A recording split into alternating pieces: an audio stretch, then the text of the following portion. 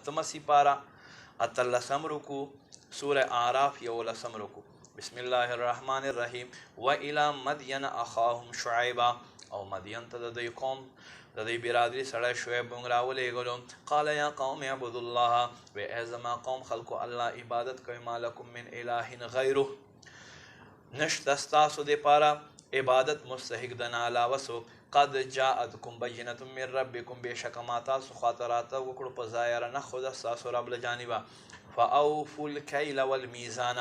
تاسو ناپ تول پوره کوئ ولا تبخسوا الناس اشیاءهم د خلکو شیزونه مه کموئ ولا تفسدوا فی الارض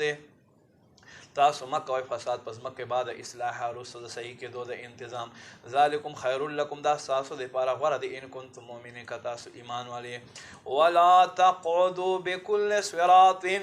تاسو مه کښېنئ په هره هغه لار باندې توعدونه چې تاسو ګیراو وکئ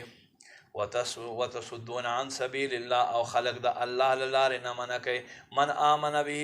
څوک چې ایمان راوړو وتبغونها عوجا او تاسو د الله لار کږه غواړئ واذکروا یاد کوئ اذ کنتم قلیلا څه وخت چې تاسو لږ وئ فکثرکم بیا تاسو ډېر کړئ وانظروا کیف کان عاقبة المفسدین وګورئ څنګه انجام شو د فسادیانو وان کان طائفة منکم آمنوا او کچیرته په تاسو کې یو جماعت ایمان راوړي بالذي ارسلت به په هغه څه سره چې زه رالیږلی شوی یم وطائفة لم یؤمنوا او یو جماعت ایمان را نه وړي فاصبروا صبر کوئ حتی یحکم الله بیننا تر دې چې الله زموږ په منځ کې فیصله وکړي وهو خیر الحاکمین الله له واړو نه غوره فیصله کوونکی دی